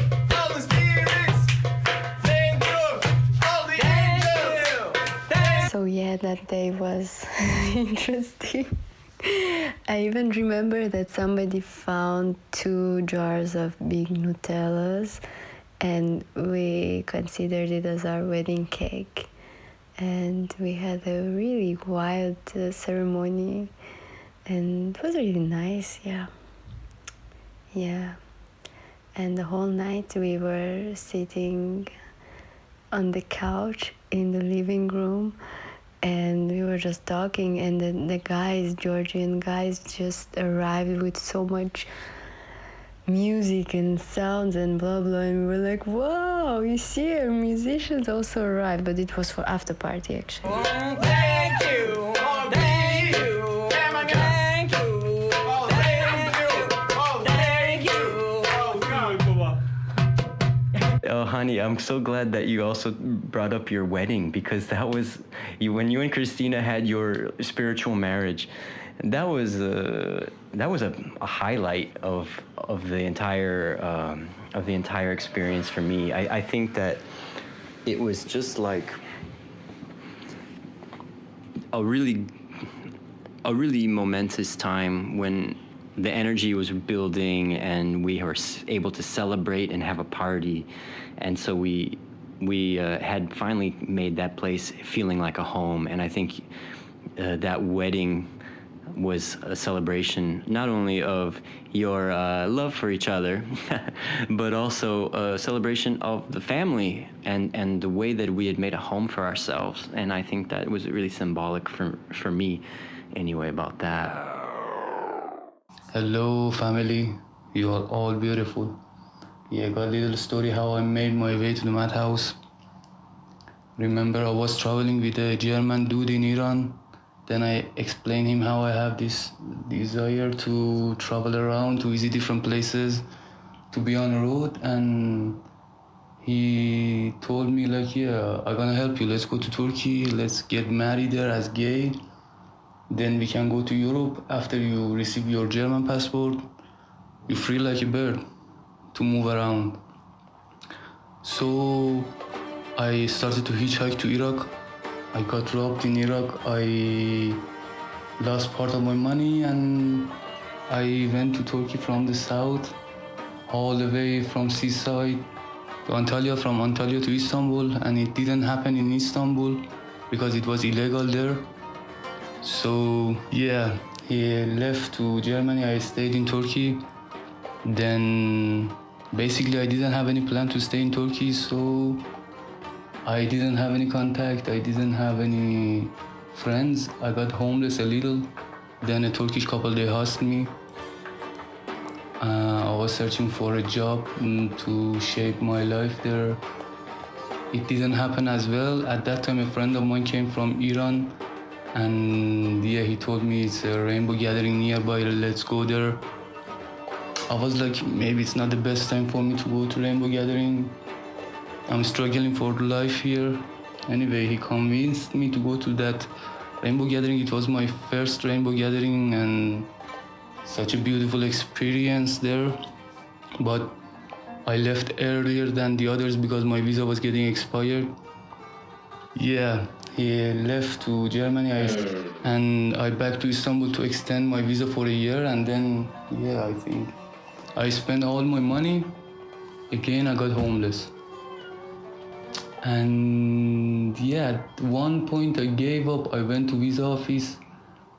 I asked them, it's an emergency case, I need to get out of the country. They told me, no, you have to stay for 1 month. Then when you receive your visa, you can go out. I went back to Moda Park. I remember, one day in Moda Park, I saw a couple. They were travelers, obviously. I went to talk to them. They were Eva and Maryan. We were hanging out in Istanbul for a couple of days. I very liked them. And I told them about Madhouse, that maybe I go there, actually Sakarya house, because I read some about on Facebook, and I contacted to Honey. She said, yeah, it's like this, you can come here, of course. After like maybe a couple of days, I met Naya in Istanbul, in Kadıköy. And she was like, yeah, tomorrow I'm up to hitchhike to Sakarya. If you want to join me, you can. And I was like, yeah, I want to do it. So we hitchhiked together with Naya to Sakarya house. And we reached there at night.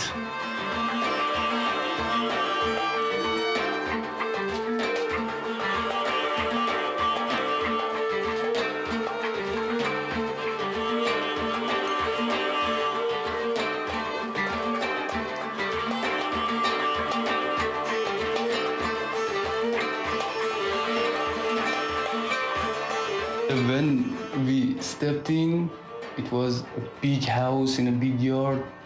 We went inside, it was dark and cold. I remember we went to the kitchen. For the first person, I saw Lucille. I knew her from the rainbow, and yeah, her beautiful smile made my night. And the second person in the kitchen was Christina, that she gave me the coldest high ever. She was melting on the couch with her shaved hair. I was like, what to do? She's pretty. And yeah, I spent 1-2 nights at Naya's room because all the rooms was occupied by people. Then I found the free room in 3rd floor. I moved there. It was second day. I saw a big pot of omelette on the table. I asked, where is it coming from? They were like, from the trash. I was like, what the fuck? I'm not gonna touch it. But yeah, at the end, I knew the place of all the dumpsters in the city. Actually, I was good at. So I started to stay there. For me, it was good because, you know, I need a place to stay, and yeah, there's a nice place there. I remember one night we were drunk. I'm not sure which night was it, but I saw kissing in the kitchen. Then after that, in the corridor, we were kissing. I'm not sure, 3 or 4 of us. Next to us, people were shouting and punching each other, and the other side was shitting Christina's room. Oh my god, yeah, it was epic. And the other night, I can remember we were sleeping. Suddenly, the building started to shake. We could hear people screaming. We went upstairs. We realized he burned his room with some people inside himself as well. They were just screaming and running around.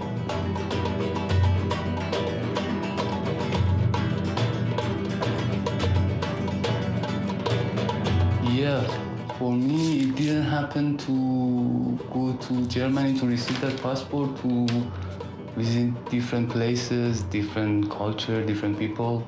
But I was living in a house with people from different places and different cultures, and I could learn a lot from them. For sure, it was some traumas and some problems between that is normal, you know. Communities everywhere happening. But the whole thing was super good. It was, you know, changed me. I really grew there. My life like divided 2 parts, before and after Madhouse. If I wanted to think about that lifestyle with the logic mind in my past life, I would never go for it. Yeah. Nice nights, nice days, recycling. I learned, I share, I received, I gave. It was super good. Like a faith thing. I mean, as for everyone was like this, for me as well. Oh my God, yeah. Payam, wow, I didn't realize that you were going to get also married in Turkey. Another fake gay marriage. Actually, that's really funny. Like the two Persian housemates, both having fake marriage in their story of the madhouse. fake gay marriages. That's cool. Yeah, that's really funny. But I'm really happy to have your voices in the mix because. You know, the situation going on right now in Iran is so so important what's happening there, and I really wanted to include some Persian voices in this podcast and in other ones. I think it would be great to do a whole podcast about what's going on in Iran and to collect voices from many of my Iranian friends. So I'm glad that you were able to contribute. Thank you very much. Hello, family. Hello, everyone. Hope you are doing well. Hope you are having a good life. So yeah, finally, life gave me a bit of chance to be here to share my story. Yeah, and first of all, I'm going to talk about how we got there to the house. Yeah, we were in Izmir, then we tried to hitchhike, me and Zaid solo, Kade. We split on the way. We took the road, me and Solo, and then one guy is delivering bread. He took us all the way to Sakarya. Then we called Halil. He showed us the way, stuff. The moment we arrived, that was the shock. You know, it's like the culture shock, kinda. It's like a new culture, full of culture.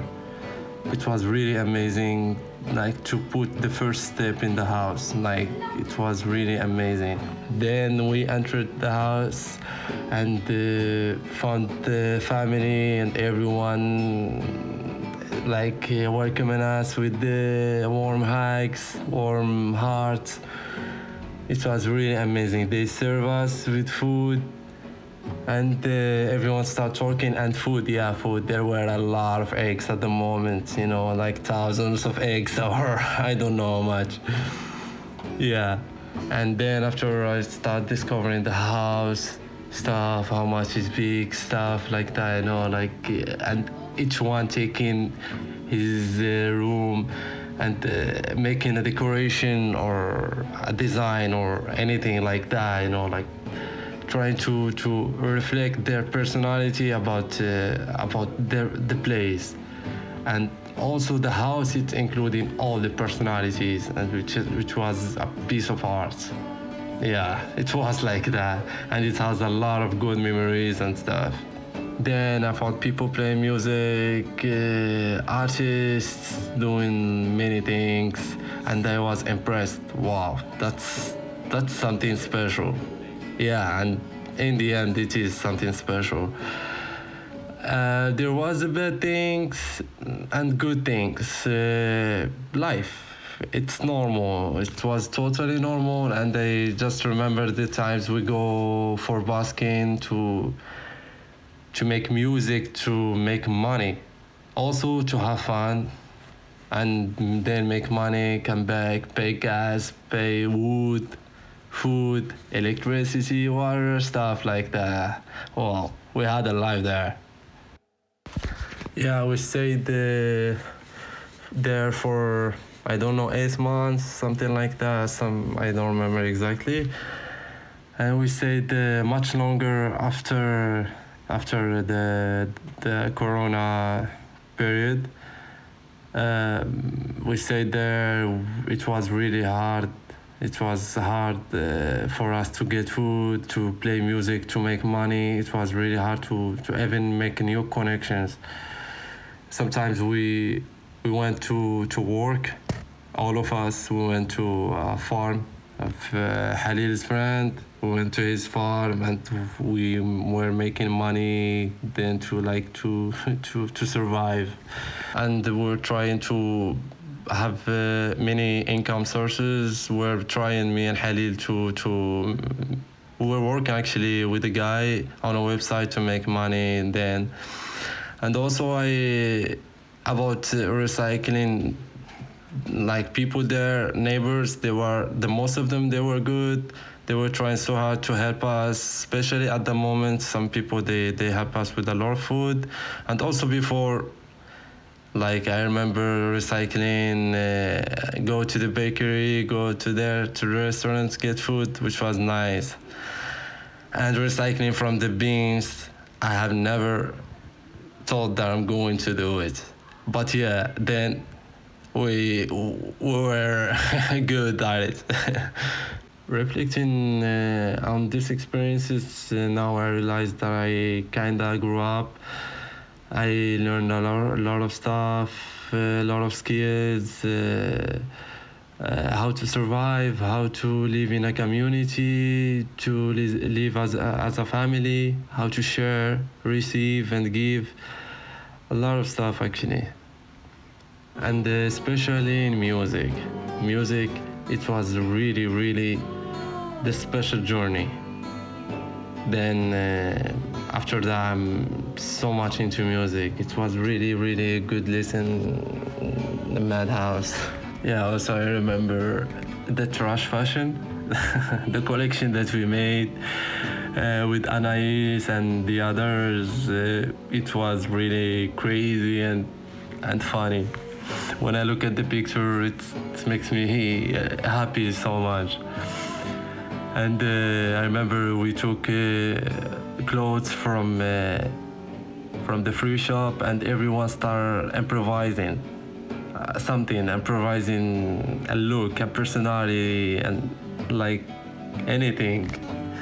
That was a good things, good experiences, good memories. I'm not denying that there was bad, but in a good way. If we take it as experience. Yeah, anyway, Madhouse for me, it was like a long time, the process of long time of experiences compressed in one place.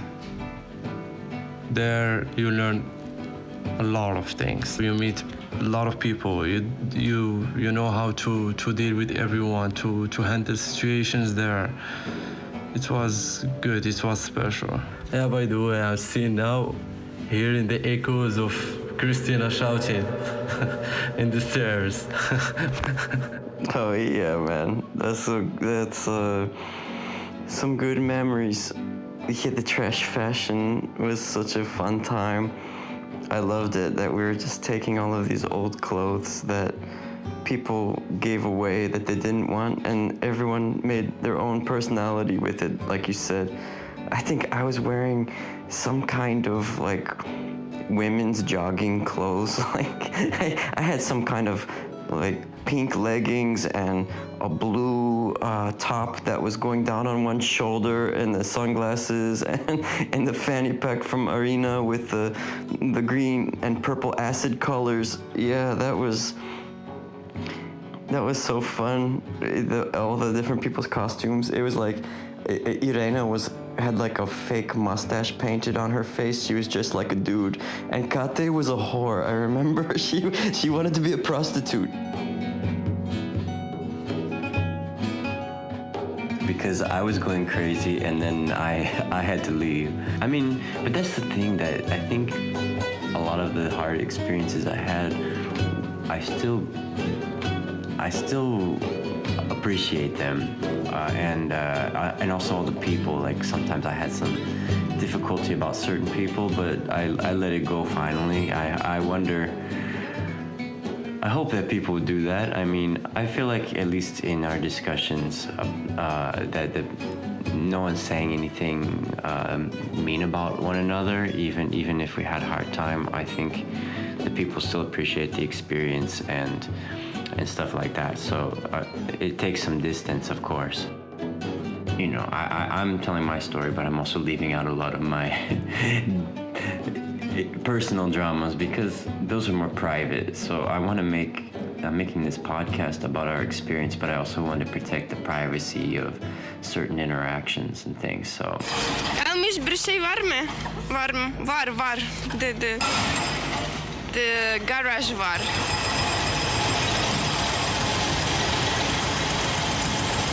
Leftovers of the leftovers.